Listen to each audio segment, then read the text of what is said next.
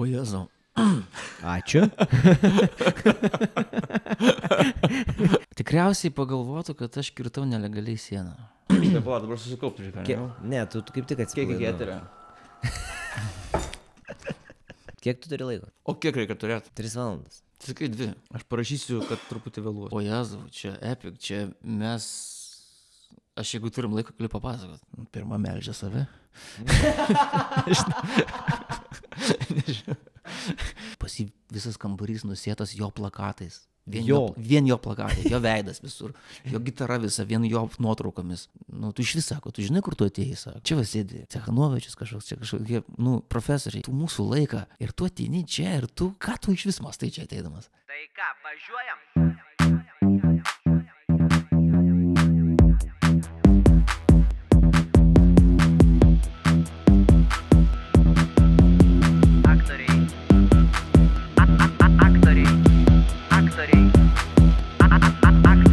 Aktoriai pas aktorių.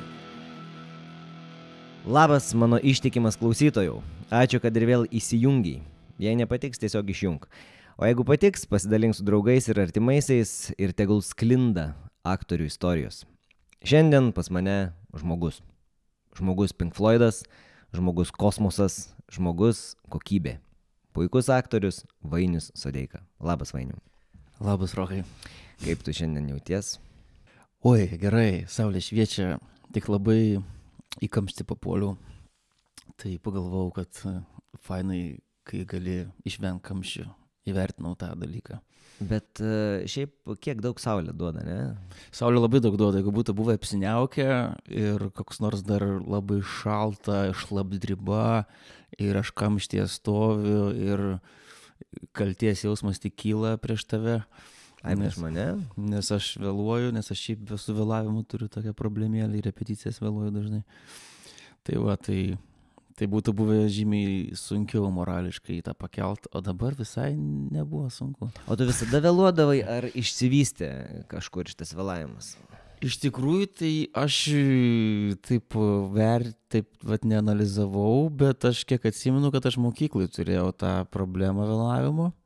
Ir mane ten... Į pamokas? Jo, į pamokas aš vėluodavau ir tas dalykas ten ir bausdavo mane ir aš vis tiek vėluodavau. Ir aš tą susitvarkiau, atsimenu dalyką, per studijas tai nevėlavau, nes per studijas kažkaip ten būdavo, kad užrakina auditoriją. Tai tada jau tiesiog, tau neįmanoma, tu tada miegantis, bet vis tiek įkrenti į tą auditoriją. O susitvarkiau tą vėlavimą gal kažkuriam kurse, 3, gal kai aš pradėjau lankyti tokias akrobatikos su Marka, akrobatikos tokias, kaip pasakyti, treniruotės tokias. Ir tas treneris kažkaip išdresavo mus kažkaip nevėluot. Nors jis niekada dėl vėlavimo nesakydavo, bet tiesiog jis kažkaip jis ten... duodavo 100 atsispaudimų. Kažkaip jis ten jo, bet ne per fizinės bausmės, bet per kažkokią etiketą, kad tu turi gerbti ir kažkaip jis sugebėjo tai įdėkti. Ir aš po to daug laiko laikiausi. Po to tos treniruotės, kai nebevaikščiau, va dabar vėl kažkaip biškė, vėl grįžta kažkoks. Reikia grįžti treniruotės. Kažkoks senas. Klausyk, kodėl pas tave galvoje yra kiaušinis? Atsimeni šitą, kur sakei? Labai girdėtas frazė, bet neatsimenu, bet labai girdėta, kad kažkas yra taip sakęs, atrodo. Tai jūs turėjot, neturėjot, bet darė tokią laidą aktorius prieš aktorių su Doviu. Ir tu sakai, aš supratau vis dėlto, kad pas mane galvoja kiaušinis. Ai, čia pandemijos laikmetis. Jo, aš per tą podcastą buvau savaitę nevalgęs, nes aš buvau apsinuodęs maistu. Gali būti, kad aš taip ir pasakiau. Tai čia tiesiogiai, galvoj kiaušinio vaizdinys, nes nori virto kiaušinio, ne? Čia greičiausiai buvo, kad su maistu tas kiaušinis, nes aš tikrai kiaušinis ryte tai yra kažkas švento man. Pusės Royal minkštumo kiaušinis, tai man kažkas tokio yra. Aš kartais netgi vėluoju dėl to repeticijas, nes aš turiu pabaigti šitą procesą, tik tada aš eisiu prie sekančio žingsnio, tai valytis dantis ir eiti jau į rengtis batus, autis.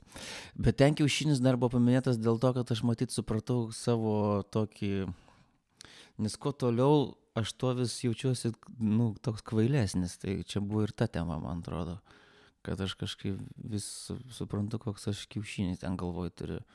Anksčiau kažkaip taip nesusimastydavau. Vis jauties kvailesnis. Vis nesuprantu daugiau dalykų. Dalykų gyvenime. Gyvenime, jo, čia nebūtinai profesijai, bet tiesiog gyvenime, kad suprantu, kad nesuprantu, ir kai pradedi suprasti, kad nesupranti, ir kai pradedi suprasti dalyko sudėtingumą, tada pradeda tas kiaušinis augti galvoj. Ir galvoju, o Jėzau, taigi čia tiek dalykų šitam reikalė yra, jeigu tu nori jį kažkaip Nu, ko tu, pasiekti. pavyzdžiui, ko tu nesupranti?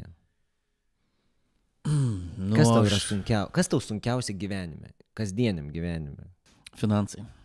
Nu jo, finansai. Matematika yra sunki, finansų planavimas yra sunkus.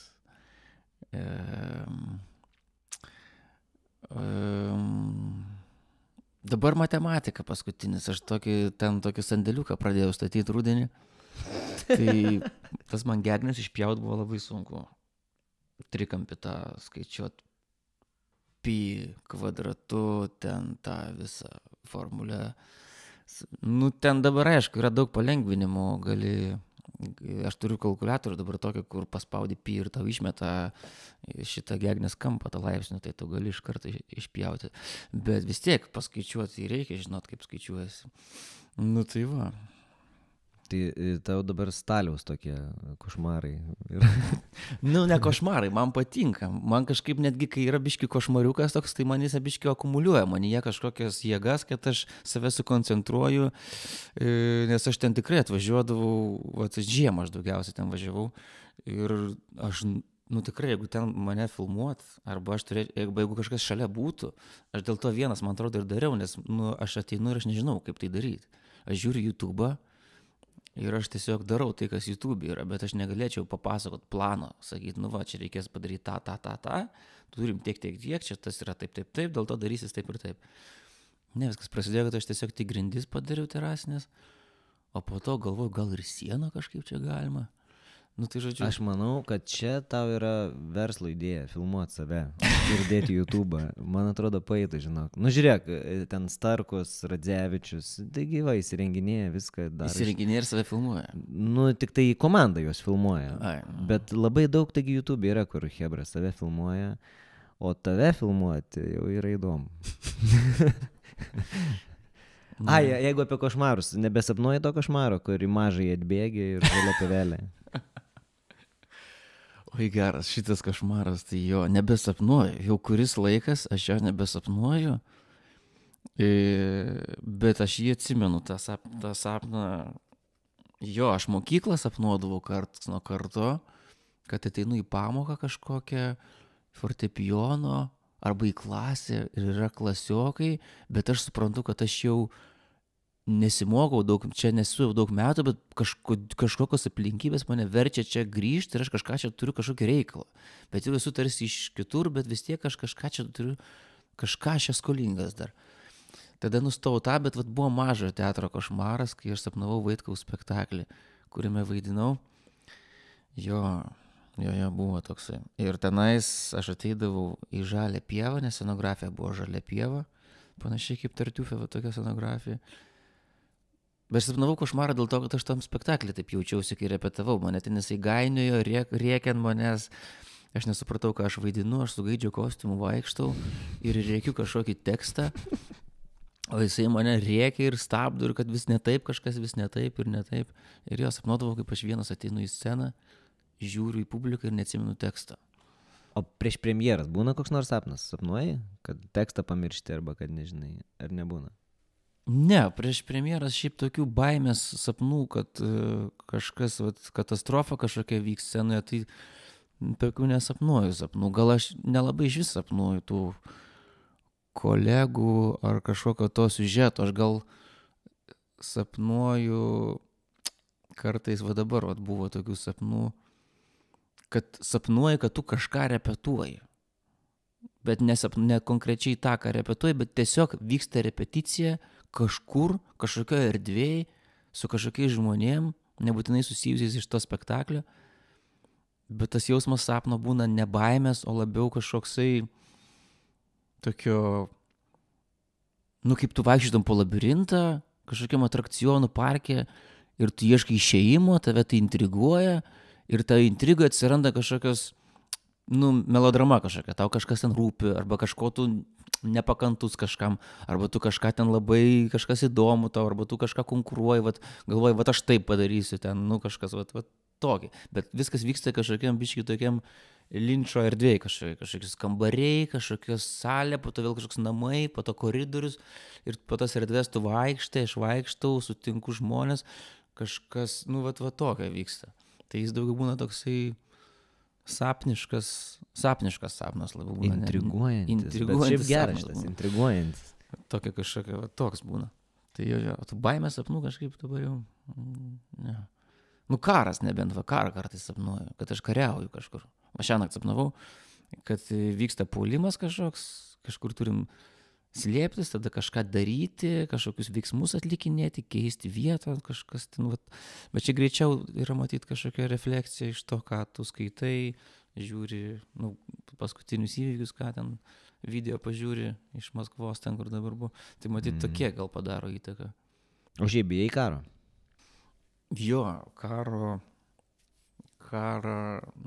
karas, tai... O turi planą? Pirminis planas buvo, kai tik tais užpuolė Ukrainą, Rusiją, tai pirminis planas buvo bėgti, kur važiuoti reikės.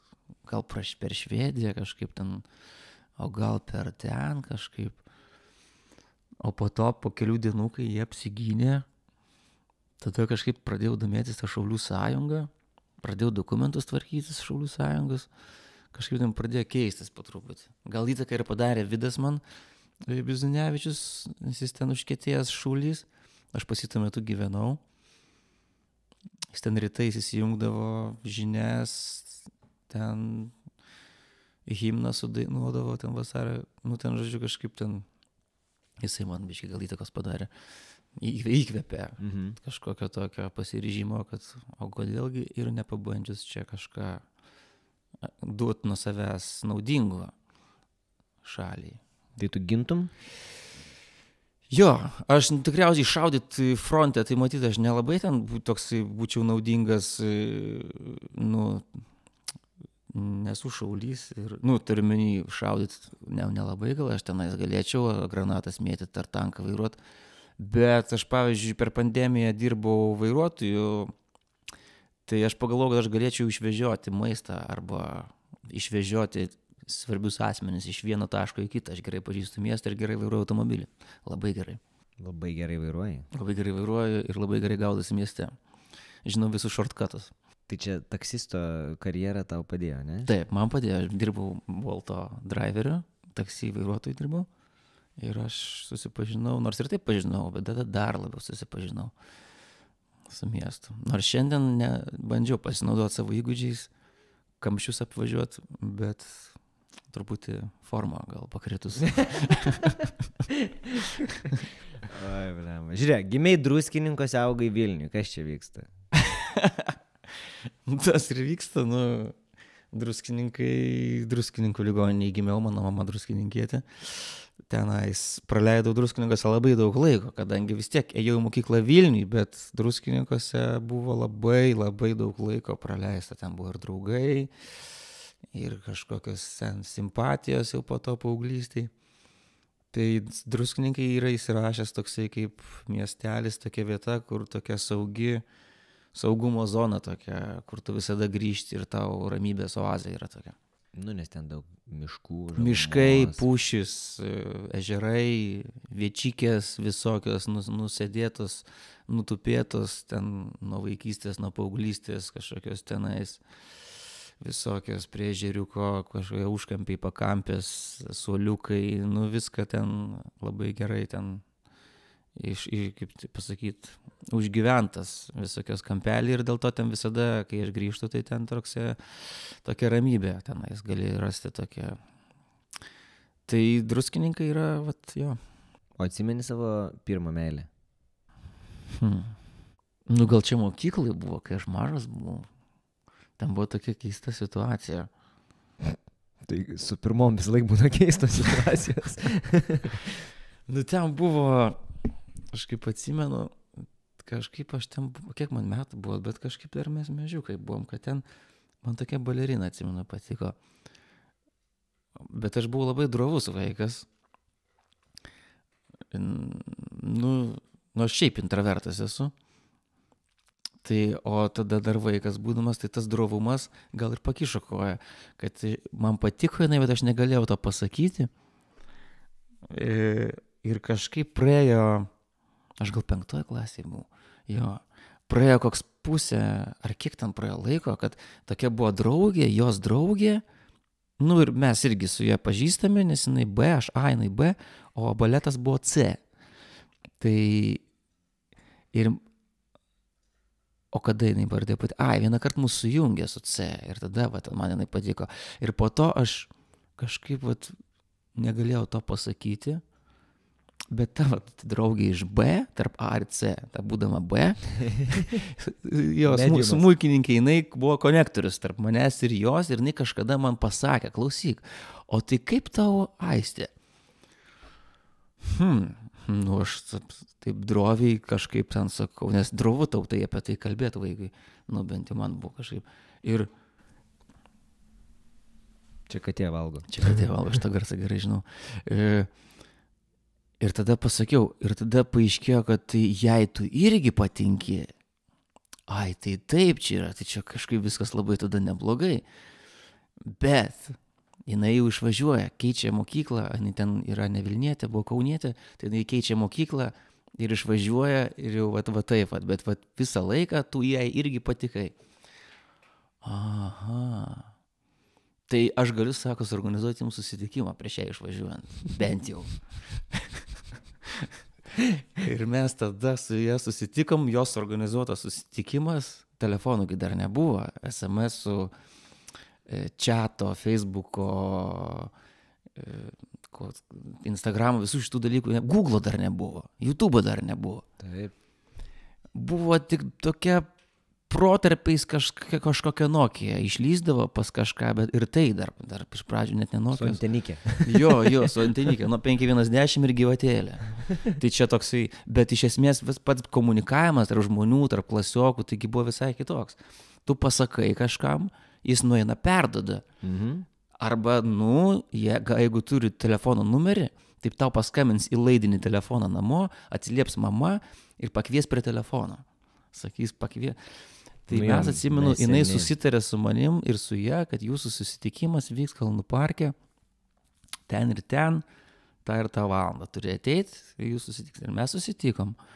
Ir vaikščiam, buvo, man atrodo, ruduo, kažkaip buvo žvarbus oras.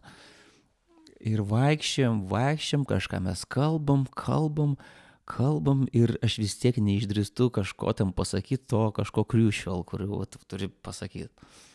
Ir kažką kalbam, čia kad išvažiuoja, čia ten kažkokia kelių trauma, ten baletas, tai dėl to keičia mokyklą, čia tam.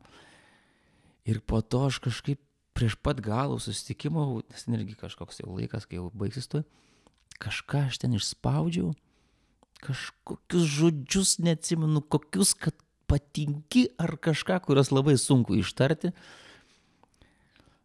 Ir jinai kažkaip tai, aš žinojau, bet dabar jau viskas, jau išvažiuoju.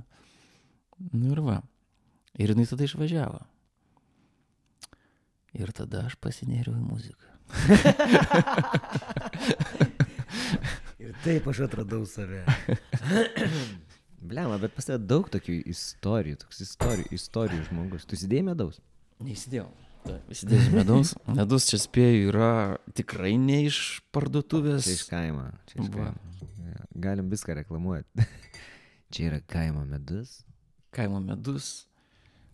Katė valgė kaimiškus rutuliukus, kurios spaudžia Henrikas, veterinorius. Savom rankom, savom šlaunim suspaudžia.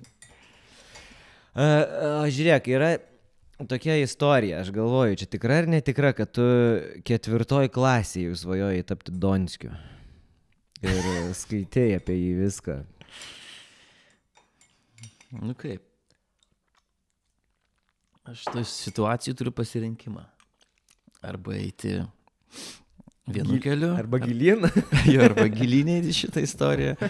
Arba pasakoti apie šitos istorijos kontekstą.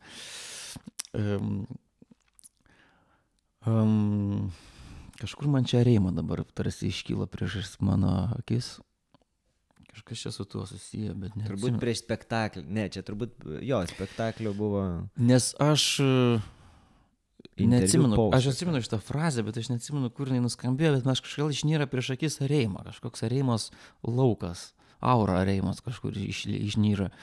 Kur Tai- sako interviu vis laik meluok. Gal, arba kažkas spektaklio improvizacija, nes aš kažkada dariau Donskio parodiją per teatro dieną. Mane aprengė Donskiu, padarė šukuoseną, susiradau tokius sakinukus, paprašiau, kad sugarbanoti plaukus ir teatro dienoj vyko Kaune teatro diena ir mes tokie tarsi svečiai, ten kažkoks buvo koncepcija, kad yra interviu, kažkoks kaip ne podcastas, bet interviu, yra svečiai ir mes sėdim ant sofos, va tokie svečiai. Ir 3 personažai, man atrodo, Girdzijauskaitė, teatro kritikė, Donskis Leonidas ir kažkoks dar vienas. Ir aš tada, būdamas tuo personažu, Donskiu, aš galėjau kalbėti ką tik noriu, nes aš atseit esu personažas, kuris žeria kažkokią kritiką. Ir aš kažkokią ten atsimenu kritiką žeriu, bet kad aš norėjau būti Donskiu. Man atrodo, čia ne aš tas pasakiau. Šitą ne tu pasakai.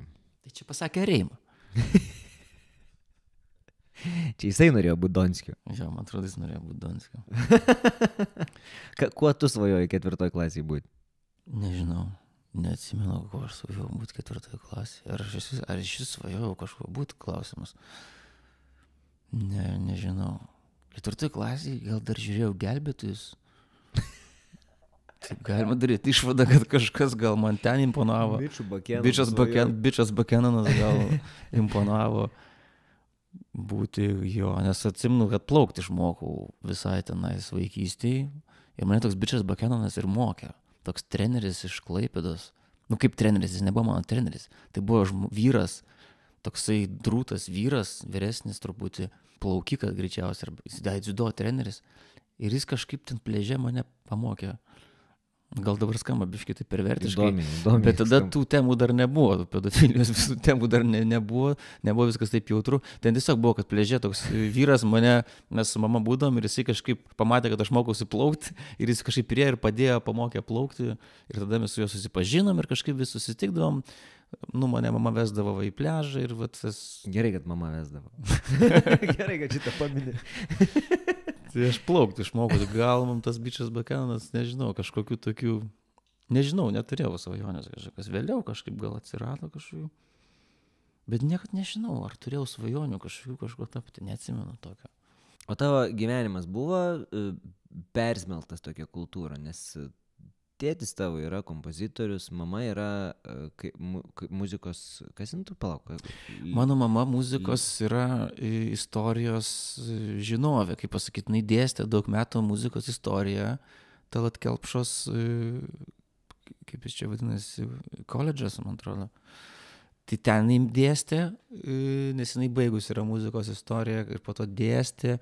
Tai jinai muzikos istorijas žinojo, ten galėdavai operą pasakyti, jinai tau iškart ariją, pagrindinę, šalutinę, ten, nu, tiesiog enciklopediją vaikščianti, kur žino kiekvieną, ne tik iš operų, ta prasme, bet gal iš operų įstrigo labiausiai, kad nes operos tokias ryškus žanras. Tai jo, po to jinai dirbo muzikos informacijos centre, kažkaip su muzika, visas gyvenimas toks su muzika susijęs. Tėvas kompozitorius, kas irgi yra muzika, tai jo, mane supo šeima tokia muzikų ir tokių, tokia ir brolių ir mane visą laiką supo ta muzika, ta tokia kažkokia, tėvai vesdavosi ir į tos koncertus, į šiuolaikinės tokios muzikos, kuriuose būdavo labai sunku išsėdėti mums vaikams, nu man bent jau, nes ten būdavo ta muzika ne klasikinė dažnai, o būtent ta šiuolaikinė akademinė, turiu meni tokia, vat, nu jinai keista būdavo, ypač vaikui, ta tokia eksperimentinė muzika, kažkokia tokia avangardas, įvairiausias, nu tokia žanras, kuris tai būdavo tėvų, tada buvo tas laikas, kai jie vat atranda tos žanrus, jų kolegos, kompozitoriai, kažkokie kiti muzikantai rengia koncertus, ar atlieku jų kūrinius, tai visas tas va, tos muzikos laukas, jis buvo toksai, nu, vaikui keistai suprantamas, tiksliau nesuprantamas, bet reikėdavo išbūti tose koncertuose.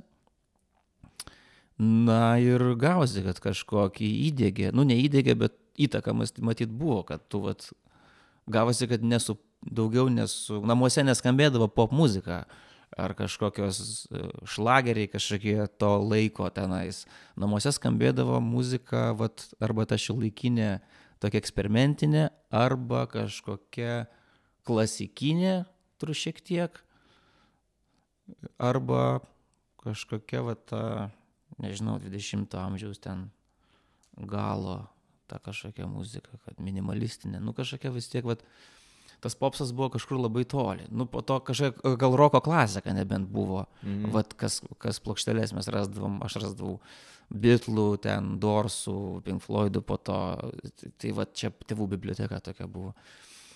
Bliuzas, labai daug bliuzo klausiau, atsimenu, nes čia iš tėvo matyt atėjo, nes aš mažas radęs buvau kasetės, Chicago Blues vadinosi ta kasetė, ten buvo kelios kasetės ir aš tas kasetės labai daug klausydavau, nes buvo tik tais 2 ar 3 ir ratu jas vis laik sukdavau tas kasetės, kai ten likdavom namuose su kažkuo, kažkas į darbę, kažkas su vaiku lieka, tai va tas kasetės atsimenu ir pradėjo man labai tas bliuzas kažkaip įsirašė, kad aš po to pats ten bandydavau kažką mėgdžiot tas kasetės, būdamas vaikas mažas ten prie pianino, arba kažkokią gitarą ten radau, atsimenu, ten buvo kažkokia 3 stygų gitara, tai su viena ten styga vaikas kažkokio, bet bliuzo stiliuje, tas pamėgdžiamai vykdavo kažkaip bliuzo stiliuje.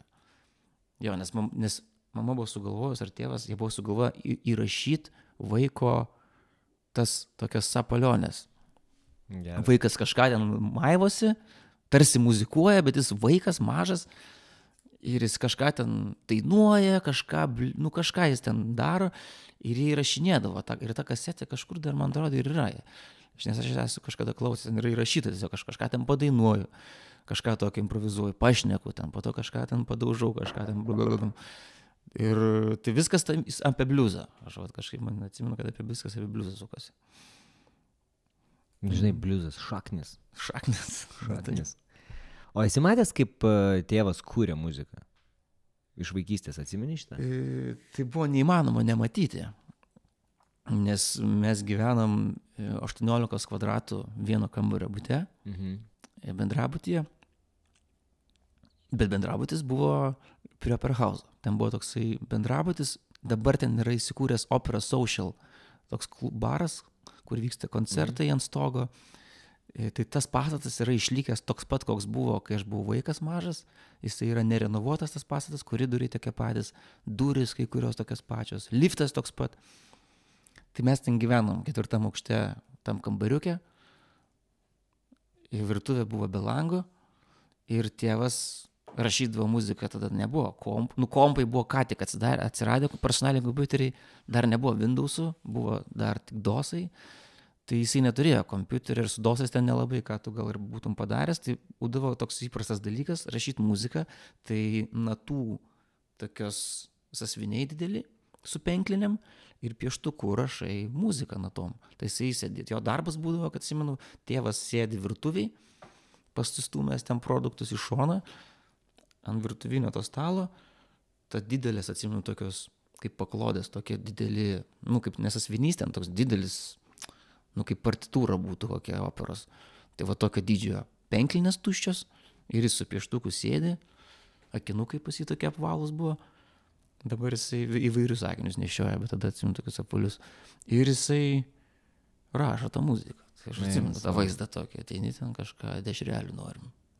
Mes dešrelės kažkaip mėgdavom valgyti. Dešrelės 2, duonos juodos ir kečiupo. Čia būdavo pasaka. Koks tavo regėjimas? O Jezu. Regėjimas -6 dabar, bet eisiu tikrintis -6, nes dabar kamuliuko kartais biškai nematau. Matau, bet taip biškai kažkur ten nepataikau. Kaip sekės Lyone pametus linzes? Aš pamečiau linzes Lyone. Neatsimeni šitos istorijos? Plauk, Lyonė. Ai, ir mes ėjom į turgų ir aš buvau be vienos lindės, man atrodo. Mes ėjom į sendaikčių turgų. Sunkiai aš atsimenu, nes buvau be linzės vienos. Tik, Bet kai linzė atima ir atmintis iš karto. Taip, nes ten buvo išplaukęs vaizdas. Aš atsimenu, kad mes einam, yra karšta, einam į turgų sendaikčių ir aš esu be vieno lęšio. Ir tu matai, nes aš jeigu esu be lęšių, aš matau tokį bliurą, vat, kas fotografuoja. Tai supras, kai tu fokusą visiškai nusuki ir tau išplauna foną. Arba viską išplauna. Tai va aš matau maždaug va tokį vaizdą, kai esu be lęšių arba be akinių. Tai ryte pirmas dalykas, ką darai, tai akiniai arba linzės, ne? Iš karto. Aš tik pabundu, ranka automatiškai siekia akinių, užsidedu, tik tada yra vaizdas priešais mane. O spektakliuose nesi pametęs niekad lęšio? Yra man iškritas vieną kartą, aš ten labai rėkiau. Rėkiai?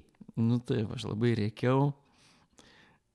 Kažkaip rėkiau, ant tiek ten rėkiau, spaudžiau visą save, kad aš atsimenu, kad aš taip, ant ko aš rėkiau, ar ant Dovio, ar ant Mariaus, kažkur iš kursioko, kažkokia buvo scena, kurioje yra kažkokia emocija, kažkoks aiškinimasis, kažkoks pyktis, viens ant kito, kažkokie santykiai ir aš kažką ten turiu rėkti ant jo. Ar aš rėkiu ant jų ir aš žodžiu berėkdamas ant jo, visas toks įtampai, rėkiu ir aš jaučiu, kaip vienas lęšis taip puk. Ir aš spėjau su ranka jį sugaut. Ir gavosi, kad jis iškrito, aš taip į ranką pagavau, pabaigiau sakinį, jau nebematydamas partnerio, nes viskas išplaukė. Ir išėjau iš scenos. Buvo toks. Tai čia vienintelis kartas? 2 kartus. Kitą kartą dar buvo mažajam teatre, kad aš gulėjau irgi ant grindų. Ir aš kažkaip ten jau buvo kažkokia jautri scena su Šataite Agne. Ir jinai man ten kalba, sako, pagrok man dar smuikeliu, pagrok, Mykoliuk, pagrok. Ten tokia graudi scena. Ir aš žiūriu ją ir man taip jaučiu, kaip tas lęšis taip krenta. Ir aš tada taip nusisuku nuo jos į kitą pusę nuo žiūrovų, kad tą pagaučiau gražiai lęšį į ranką, taip ramiai tyliai, nes taip reikia viską subtiliai atlikti. Ir atsisuku atgal į ją, jau vėl nieko nematydamas ir mes ten pabaigėm tą tekstą. Jinai verkė, aš be lęšio ir baigėsi scena. Ir tamsa. Kad stojai į muzikos kompoziciją, esi šitą pasakojęs kitose interviu. Bet papasako, kaip sekė stoti į gitarą. Nes čia buvo tavo pirmas pasirinkimas, taip? O Jėzau. Po mokyklos. Gitara, tai čia yra klasika. Žinau, labai erzina, kad šitas pokalbis nepilnas. Visą pokalbį gali rasti pas mane Contribui platformai. Iš anksto dėkoju, kad mane paremi. Ačiū dar kartą ir klausyk aktorių. Iki.